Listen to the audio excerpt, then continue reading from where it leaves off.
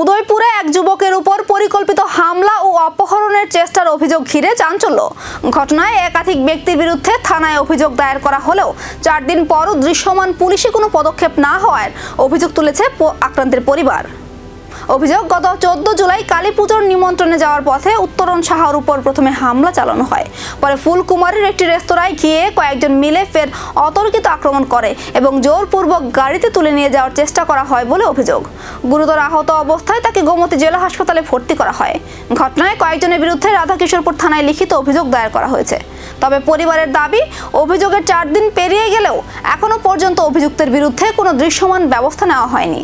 যদিও এই অভিযোগের বিষয়ে এখনো পর্যন্ত পুলিশের আনুষ্ঠানিক কোনো প্রতিক্রিয়া মেলেনি। কালকে আমরা জগন্নাথদিঘির পাড় থেকে আমরা আইতেছি, আমি তার আনতে গেছিলাম। আমরা একটা নিমন্ত্রণ ছিল, আসার সময় এদিকে পিজুস দেবনাথ নামে একজন আমরা ডাক দিয়েছে। ডাক দেওয়ার পরে এ অনেক বেশি গালাগালি, এমনকি ফ্যামিলি নিয়ে আসছিল, মানে শুধু এ রিগিং অবস্থায় আসছিল। তো এ আমার মানে লাঠি দিয়া বাইকের থেকে পালাইছে। তারপরে দিয়ে সেটা যেই আমার বন্ধু আইসে এ তারা বাইকে গেছে। তারপরে আমি আমার একটা বাইরের রেস্টুরেন্ট থেকে আমি গেছি খাওয়া দাওয়া করার জন্য। ওই দিক থেকে ভাবছি এক লোক আমরা নিমন্ত্রণে ওই দিকে যাওয়ার পরে দেখতেছি আমরা পিছিয়ে ওই দুটা গাড়ি আমার ব্যাক সাইডে ওই দিকে পড়ছে। দেন ওই জায়গায় যায় সেটা কোনো কথাবার্তি ছাড়া, কোনো কিছু ছাড়া, শুধু হাতাহাতি করছে, প্লাস আমার মারধর করে ওইদিকে কোনো রিজন ছাড়া। এদিকে দুটা গাড়ি আইছে, একটা হইলো রেজা আর একটা হইলো স্করপিও।